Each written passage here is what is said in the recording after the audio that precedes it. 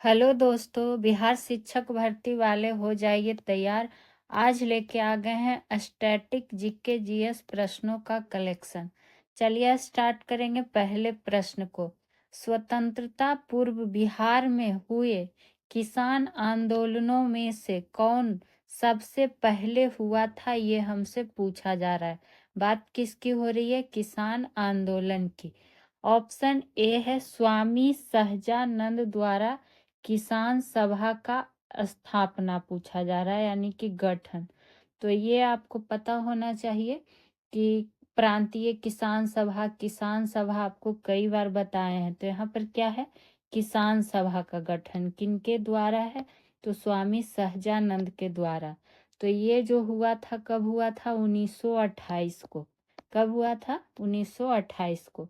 आगे की ओर चर्चा करेंगे। बी में मोहम्मद जुबैर और श्री कृष्ण सिंह द्वारा मुंगेर में किसान सभा का गठन। तो ये हुआ था 1922 से 23 के बीच में। कब हुआ था? 1922 से 23 के बीच में। और ऑप्शन सी है स्वामी विद्यानंद द्वारा मधुबनी में किसान आंदोलन। तो ये हुआ था 1919 में। तो हमसे पूछा क्या जा रहा है कि इनमें सबसे पहले कौन हुआ था। तो आपको वर्ष से पता चल गया होगा कि ऑप्शन नंबर सी होगा इसका राइट आंसर। ठीक है, तो और इससे क्या प्रश्न बन सकते हैं वो हम जानेंगे। तो ये जून 2019 सॉरी 1919 में, जून 1919 में कौन जिला? तो मधुबनी जिला। मधुबनी जिला में क्या किया था? किसानों को दरभंगा राज के शोषण के विरुद्ध आंदोलन करने के लिए स्वामी विद्यानंद ने गठित किया था। किसने? तो स्वामी विद्यानंद ने। ये आप ध्यान रखिएगा। किस राज के शोषण के विरुद्ध? किस राज के? तो ध्यान रखिएगा कि दरभंगा राज के शोषण के विरुद्ध ये शुरुआत हुआ था। ठीक है, 1919 से 1922 तक संचालित किया गया था। कब किया गया था? तो 1919 से लेकर 1922 तक। ये वर्ष भी आपको ध्यान में रख लेना है। और 1922-23 में हम लोग जान ही गए कि क्या हुआ था, ये भी ऑप्शन बी में दिया हुआ ही है। वही बात करेंगे। अगर आपसे पूछे कि क्या कहता है प्रांतीय सभा, इस तरह से बिहार प्रांतीय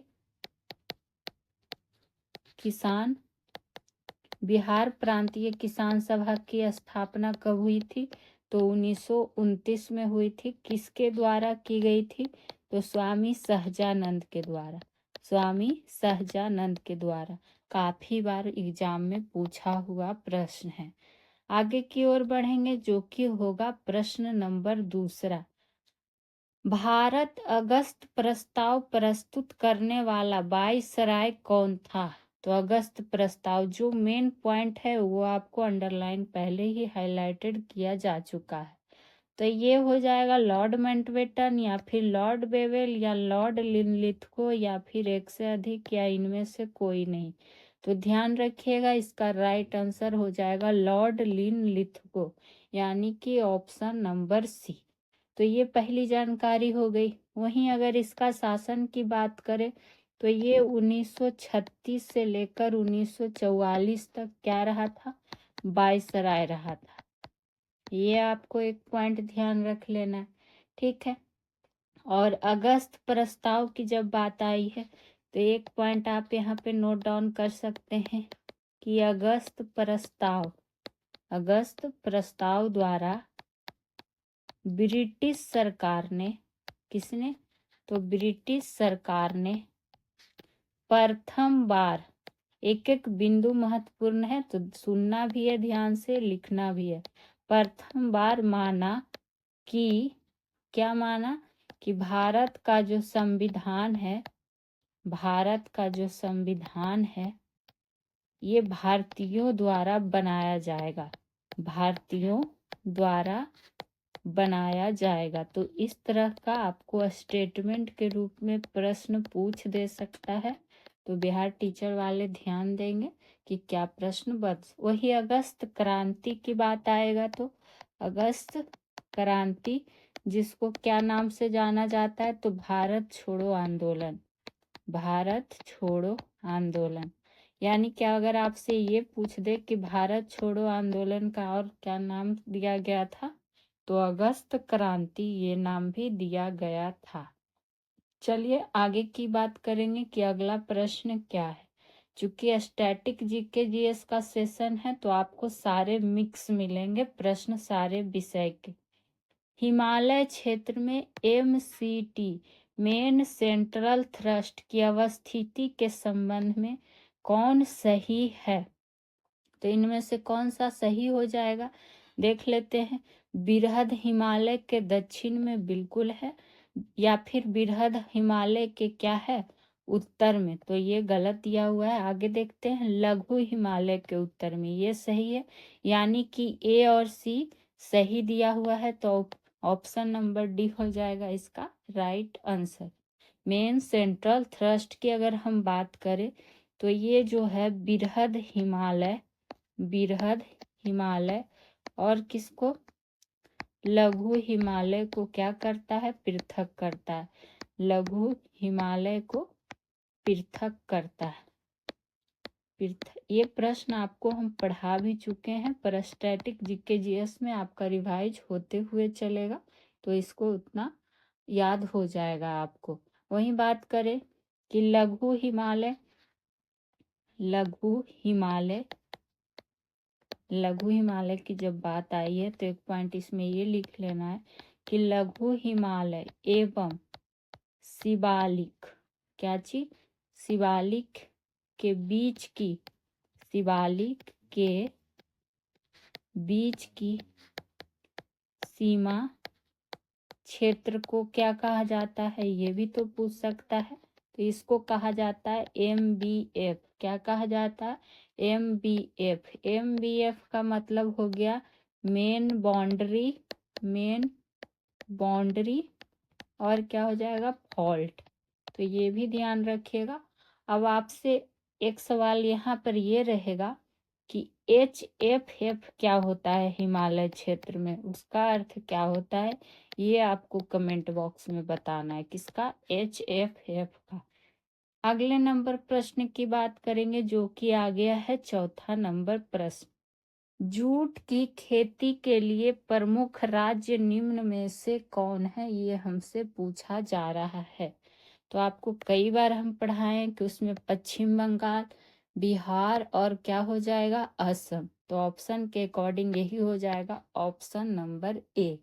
ठीक है, वहीं जूट की खेती की जब बात आई है तो ध्यान रखिएगा कि जूट की खेती के लिए ये भी आपसे पूछ सकता है कि जूट की खेती के लिए कैसी जलवायु उपयुक्त होती है, तो उष्ण एवं क्या हो जाएगा आर्द्र जलवायु उपयुक्त होता है।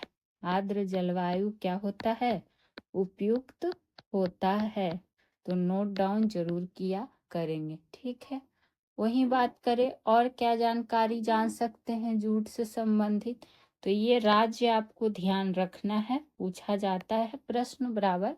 वही बात करें कि बिहार में अगर पूछ दे कि सर्वाधिक जूट का उत्पादन किस जिला में होता है, तब क्या हो जाएगा पूर्णिया जिला में। कौन जिला में, तो पूर्णिया जिला में। ठीक, आते हैं अगले प्रश्न की ओर। अगला प्रश्न हमारा आ चुका है 5 नंबर। चीन की सीमा को क्या पूछा जा रहा है कि चीन की सीमा भारत के कितने राज्यों एवं कितने केंद्र शासित प्रदेशों के साथ मिलती है। तो चीन की सीमा की जब बात आई है तो भारत का कितना राज्य, 4 राज्य, कितना राज्य, तो 4 राज्य और 1 केंद्र शासित प्रदेश, क्या हो जाएगा 1 केंद्र शासित प्रदेश, ये आपको ध्यान रखना है जो कि ऑप्शन नंबर बी में दिया हुआ है। अब वो 4 राज्य कौन कौन से हैं ये भी तो आपको ध्यान रखना होगा, पूछ सकता है। तो हिमाचल प्रदेश, और क्या हो जाएगा, उत्तराखंड, सिक्किम, और क्या हो जाएगा, अरुणाचल प्रदेश। अरुणाचल प्रदेश शॉर्ट फॉर्म में इस तरह से लिख दिए हैं। वहीं बात आई है केंद्र शासित प्रदेश में, तो केंद्र शासित में एक कौन हो जाएगा, लद्दाख। लद्दाख के साथ इसकी सीमा मिलती है। वहीं भारत चीन की इस तरह से भी पूछ लिया जाता है कि भारत चीन सीमा की लंबाई, भारत चीन सीमा की लंबाई, तो याद रखिएगा 3488 किलोमीटर, लगभग 3488 किलोमीटर, ये आपको पता होना चाहिए। ठीक है, और क्या जानकारी रख सकते हैं, वही बात करेंगे अगर सीमा की, तो ध्यान रखिएगा कि भारत के साथ सबसे लंबी अंतर्राष्ट्रीय सीमा रेखा किसकी लगती है, सीमा रेखा, तो वो लगती है किसकी, बांग्लादेश की।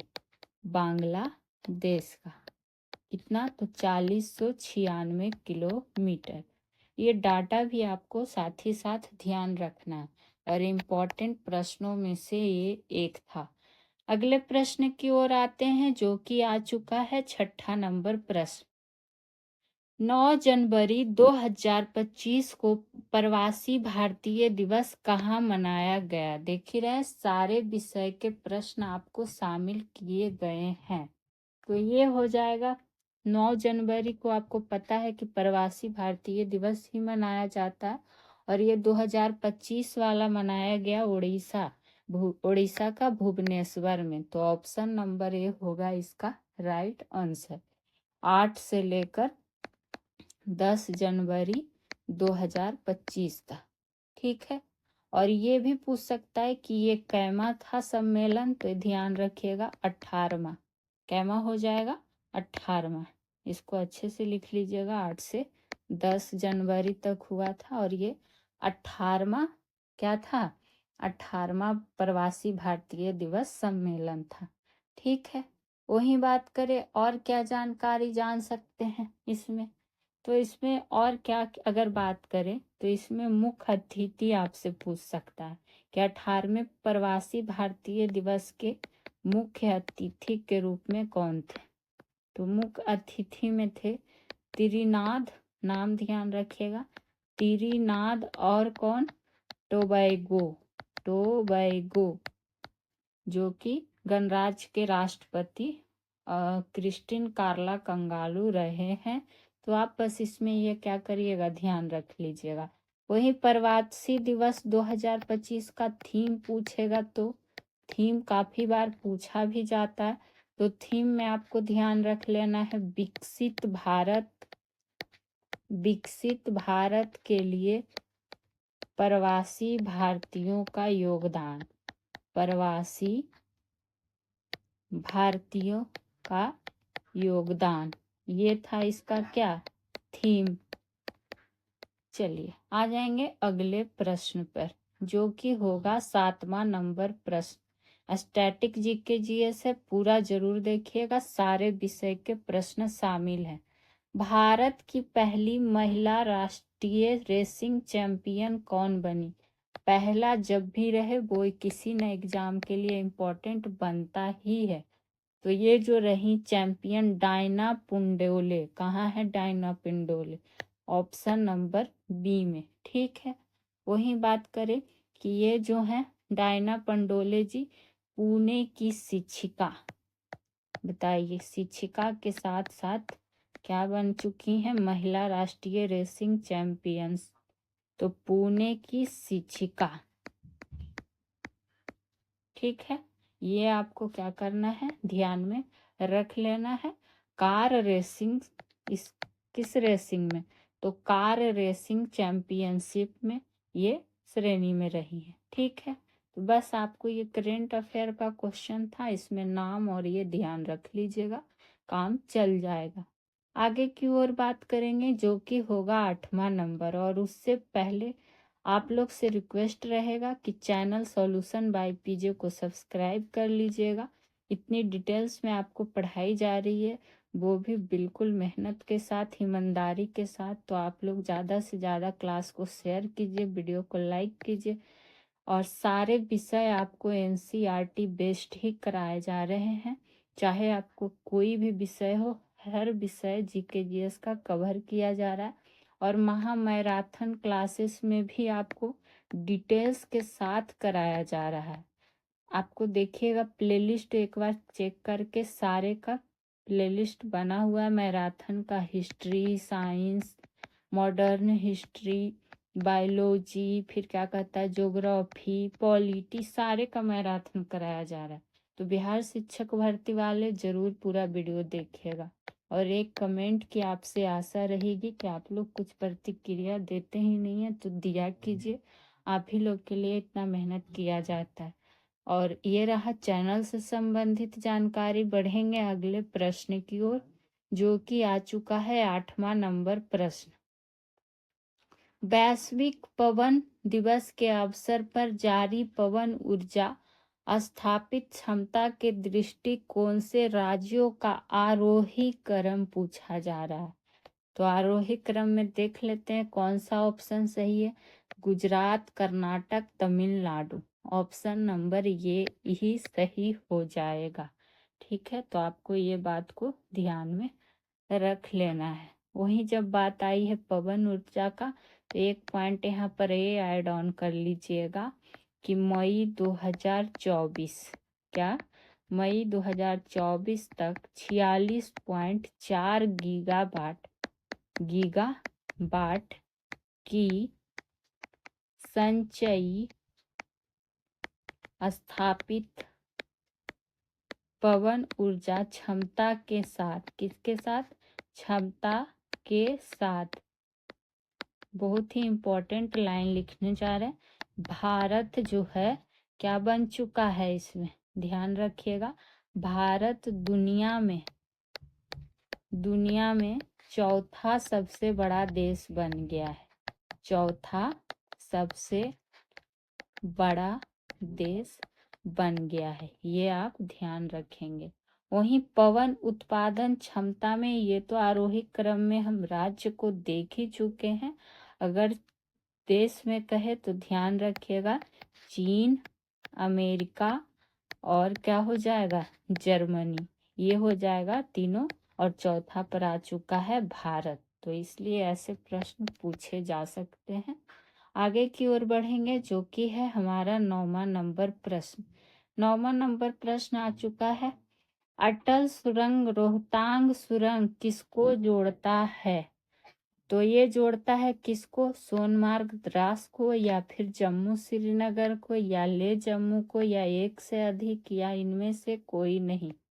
तो इसमें जो राइट आंसर दिया हुआ है कोई नहीं, तो उपयुक्त में से कोई नहीं, यानी कि न इसको जोड़ता है, न इसको, न इसको। तो फिर ये जोड़ता किसको है, तो ये जोड़ता है लेह मनाली को। किसको, लेह मनाली को, जो कि ऑप्शन में था ही नहीं। ठीक है, तो इसीलिए आपको क्वेश्चन आंसर दोनों ध्यान से पढ़ना है। वहीं रोहतांग सुरंग का नाम बदलकर, रोहतांग सुरंग का जो नाम है, ये पूर्व प्रधानमंत्री रह चुके किनके नाम पे कर दिया गया है, अटल बिहारी वाजपेयी जी के नाम पर रखा गया है। वाजपेयी के नाम पर क्या कर गया है, रखा गया है, क्या, अटल सुरंग। तो ये आपको पता होना भी चाहिए। वहीं बात करें कि और क्या, इसका जो उद्घाटन कब हुआ था अटल सुरंग का, तो अटल सुरंग का उद्घाटन प्रधानमंत्री नरेंद्र मोदी जी के द्वारा किया गया था 3 अक्टूबर 2020 को। तो कभी कभी आपसे यही डायरेक्ट पूछ लेता है।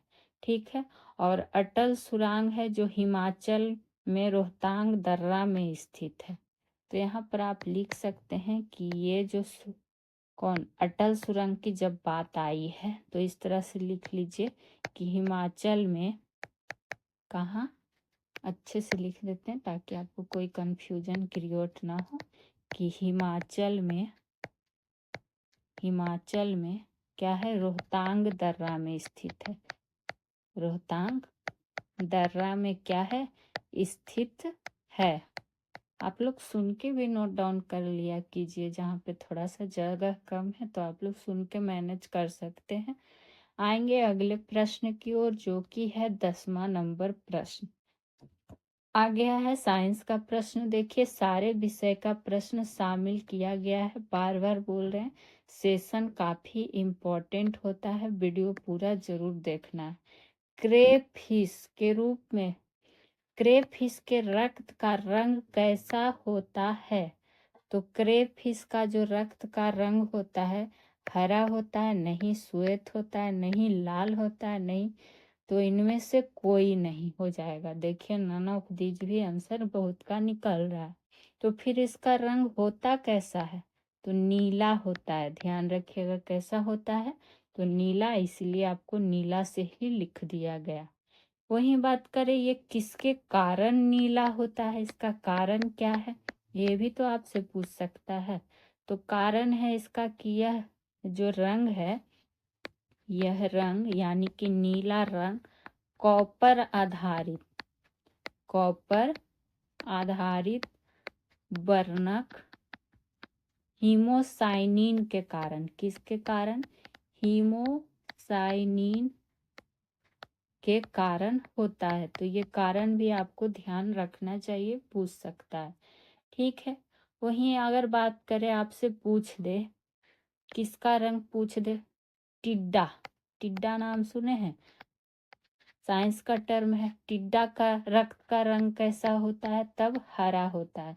तो हरा के सामने ही लिख देते हैं, टिड्डा का रंग कैसा होता है, हरा होता है। ठीक है, वहीं केचुआ का रंग पूछ लेता तो केचुआ का रंग लाल होता है। केचुआ का रंग क्या होता है, लाल होता है, चूंकि उसमें आरबीसीएस नहीं पाई जाती है। चलिए आगे की ओर बढ़ेंगे, जो कि होगा 11वां नंबर प्रश्न, और सारे एनसीईआरटी बेस्ड प्रश्न हैं। इलेक्ट्रॉन परिवहन सिस्टम निम्नलिखित में से कहाँ होता है? ऑप्शन ए है माइटोकॉन्ड्रियल मैट्रिक्स, बी है कोशिका विलय, सी है क्रिस्टी, या एक से अधिक, या इनमें से कोई नहीं। तो इसका जो राइट आंसर हो जाएगा ऑप्शन नंबर ए, यानी कि माइटोकॉन्ड्रियल मैट्रिक्स में होता है क्या, इलेक्ट्रॉन परिवहन सिस्टम। ये हो गया आपको पहला पॉइंट, इसको ध्यान में रख लेना। अब बात आ गई है किसका, माइटोकॉन्ड्रिया। तो आपको कई बार पढ़ा भी चुके हैं कि माइटोकॉन्ड्रिया, क्वेश्चन तो इससे आते ही रहेंगे आपको। कोशिका के अंदर पॉइंट जो मेन बनेगा, कोशिका के अंदर कैल्शियम आयन के सांद्रण का कुछ न्यू पॉइंट आपको आज दे रहे हैं। जो आपको पता है, कई बार लिखाया गया है, वो आपको नहीं बताया जा रहा है। नियमन भी करता है, तो जो भी न्यू जानकारी दी जाए उसको तो जरूर नोट डाउन किया करें। ठीक है, ये बात हो गई। बाकी आपको पता है कि माइटोकॉन्ड्रिया को क्या कहा जाता है, शक्ति घर कहा जाता है, रसोई घर कहा जाता है। तो यही सब चीज़ है जो कितना बार लिखिएगा, कई बार तो आपको बता भी चुके हैं, याद भी होगा। एटीपी का कारखाना भी कहा जाता है। चलिए बढ़ेंगे अगले नंबर प्रश्न पे। बीज में निम्नलिखित में से क्या होता है? अब बात आ गया है बीज का। ठीक है, तो बीज में तो भंडारित भोजन भी होता है, पिंड गर्भ भी होता है, और बीजावरण भी होता है, यानी कि सभी होते हैं। तो ऑप्शन नंबर डी हो जाएगा उपयुक्त में से एक से अधिक। और ये सब सारे प्रश्न आपको बीपीएससी टीआरई में पूछे जा चुके हैं। तो इससे जो संबंधित पॉइंट आपको बताए जा रहे हैं वो आपसे पूछ सकता है। वहीं बात करेंगे बीज की, जब बात आई है तो ध्यान रखिएगा कि आकारकीय रूप से परिपक्व, यानी कि मैच्योर्ड जिसको कह सकते हैं, ओव्यूल बायोलॉजी टर्म है, कुछ कुछ आपको ध्यान रखना होगा, को ही क्या कहते हैं, तो बीज कहते हैं। ये हो गई इसकी बात। वही बात करें बीज के अंकुरन की क्षमता, अगर पूछ ले कि बीज के अंकुरन की क्षमता को क्या कहा जाता है, तब क्या हो जाएगा, तब उसको जीवन क्षम कहा जाता है। क्या कहा जाता है, जीवन क्षम कहते हैं। सेंटेंस के रूप में ध्यान रखिएगा, ठीक है। वहीं और क्या जानकारी ले सकते हैं, बीज से पूछ सकता है, तो आपसे ये भी पूछ सकता है कि क्या कहता है, बीजों के अंकुरन पर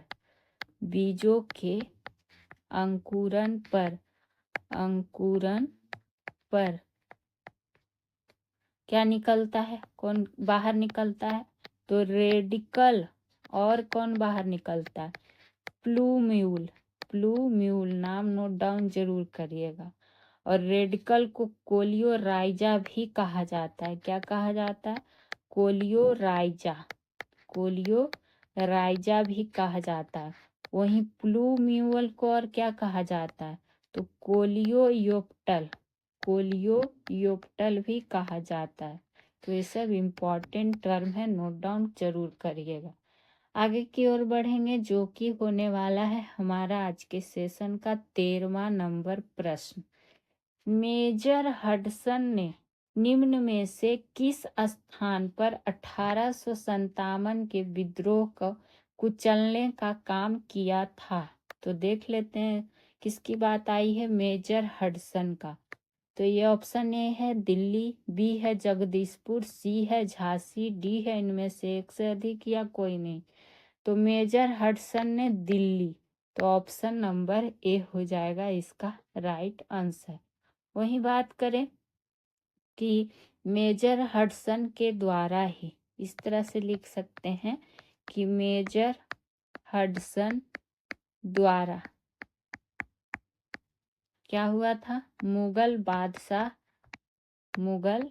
बादशाह बहादुर शाह जफर, कौन, तो बहादुर शाह जफर के 2 पुत्र, कितने पुत्र, तो 2 पुत्र, इस तरह से लिख लीजिए कि 2 पुत्र, वो कौन कौन, खिज्र सुल्तान, क्या नाम था, खिज्र सुल्तान, और एक था क्या, पौत्र मिर्जा अबू बख्त, इसकी हत्या कर दी गई थी, इसी के द्वारा की हत्या कर दी थी, इस तरह हत्या कर दी गई थी।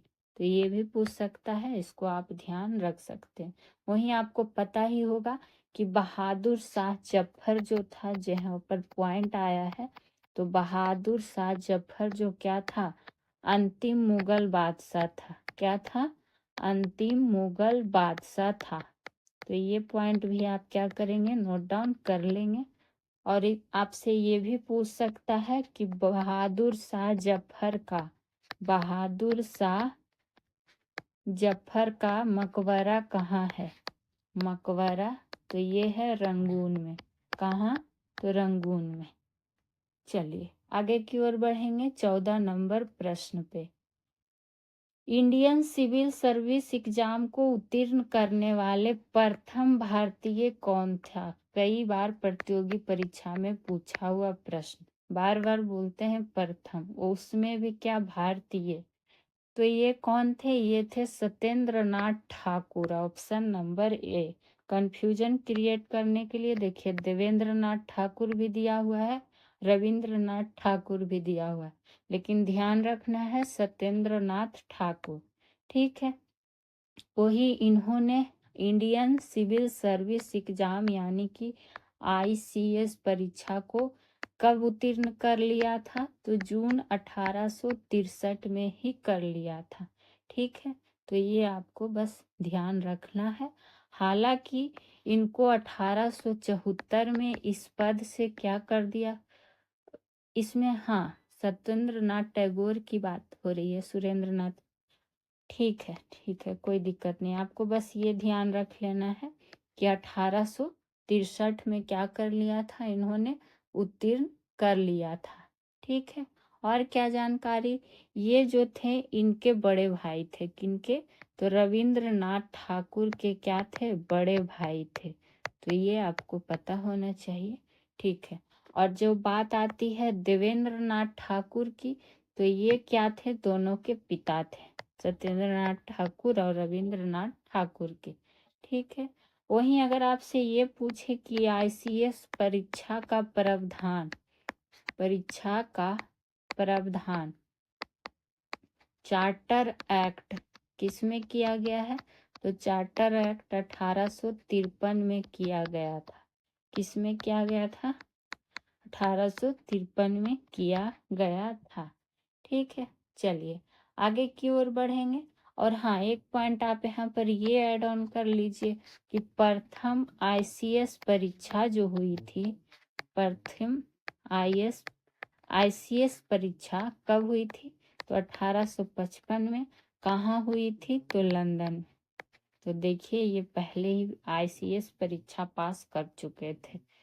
आगे की ओर बढ़ेंगे 15 नंबर प्रश्न पर। प्रांतों में द्वैध शासन की समाप्ति किस अधिनियम से की गई, मोस्ट रिपीटेड प्रश्नों में से एक। तो ये की गई थी भारत शासन अधिनियम 1935 के तहत। तो ऑप्शन नंबर सी हुआ इसका राइट आंसर। वहीं बात करें कि भारत शासन अधिनियम 1919 से भी ध्यान रखना है कि प्रांतों में द्वैध शासन व्यवस्था क्या हुआ था, लागू किया गया था। हमसे यहाँ पर पूछा क्या गया था, समाप्ति, लेकिन हमको लागू वाला भी ध्यान रखना है। तो ये हुआ था भारत शासन अधिनियम 1919 के तहत लागू हुआ था। समाप्ति कब हुआ था, तो 1935 के तहत, ठीक है। तो ये आपको ध्यान रखना। और 1935 अधिनियम के तहत ही क्या हुआ था, केंद्र स्तर पर, किस स्तर पर, केंद्र स्तर पर द्वैध शासन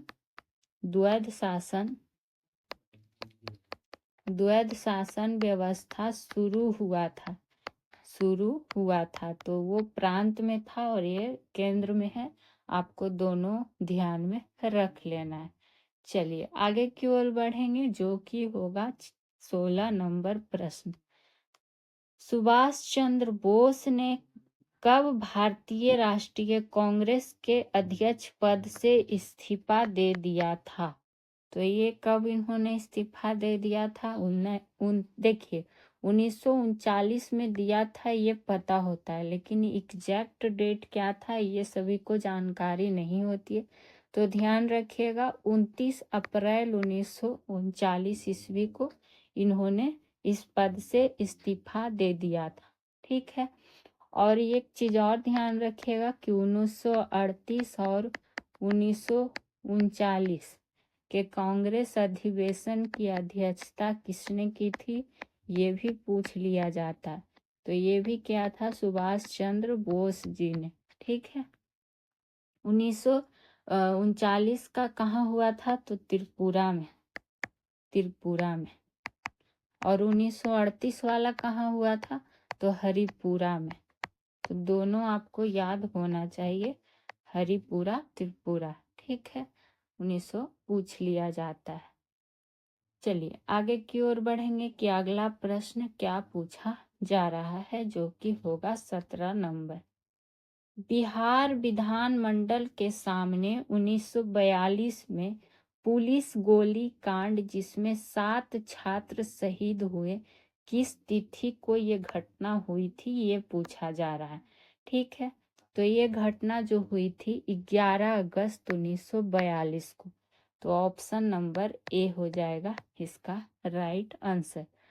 तो ये ध्यान रखेंगे। ये भी पूछ सकता है कितने छात्र, तो 7 छात्र शहीद हुए थे, ठीक। वहीं और क्या, अगर आपसे इस तरह से पूछ दे कि जो ये भारत छोड़ो आंदोलन के दौरान क्या हुआ था कि पटना सचिवालय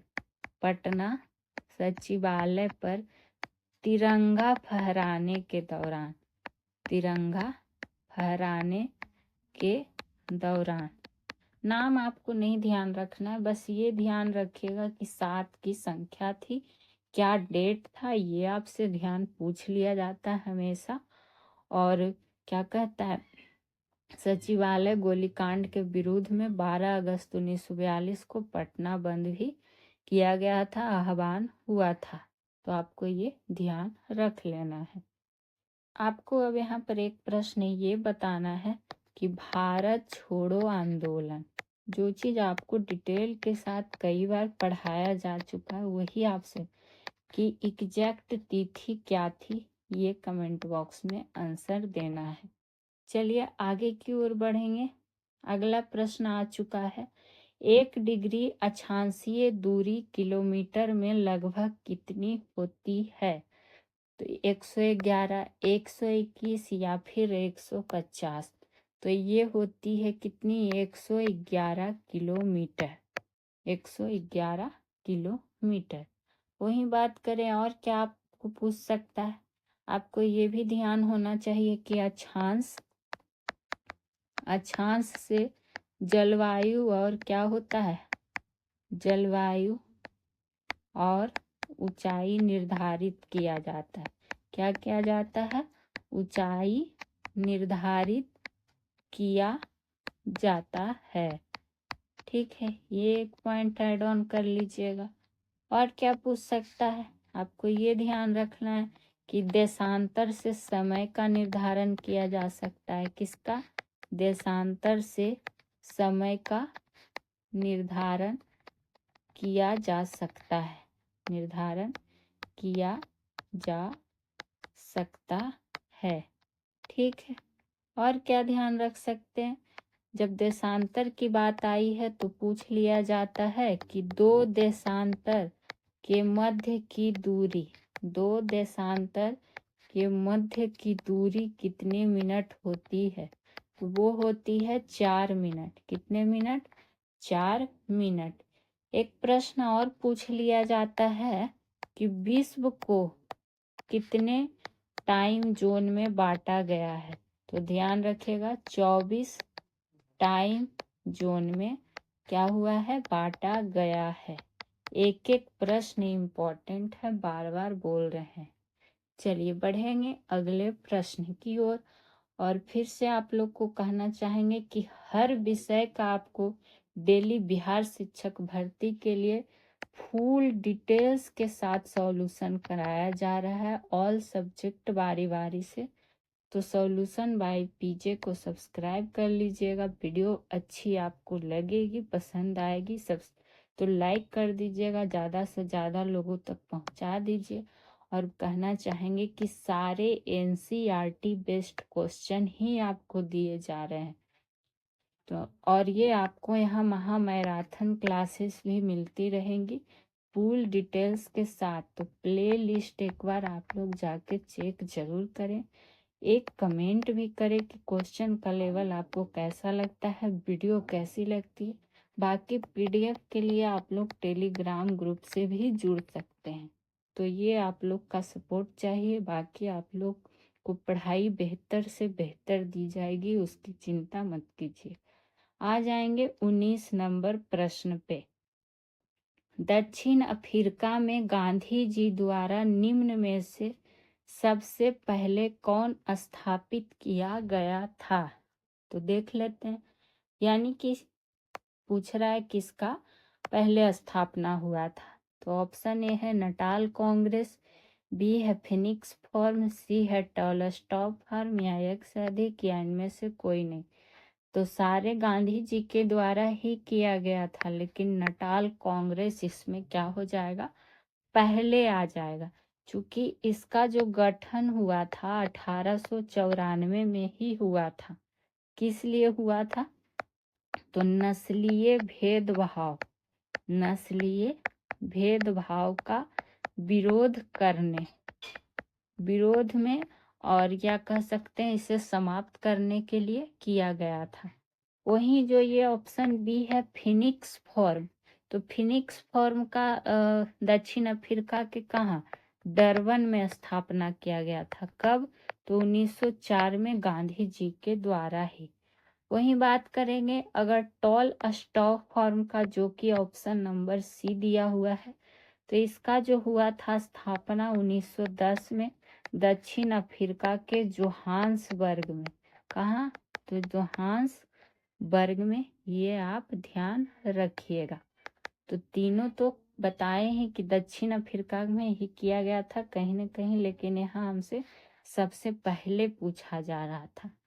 और गांधी जी दक्षिण अफ्रीका से ये भी पूछता है कि गांधी जी दक्षिण अफ्रीका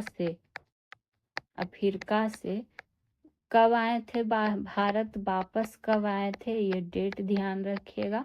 तो 9 जनवरी 1915 को, 9 जनवरी 1915 को, जिस दिन क्या मनाया जाता है 9 जनवरी को, प्रवासी भारतीय दिवस।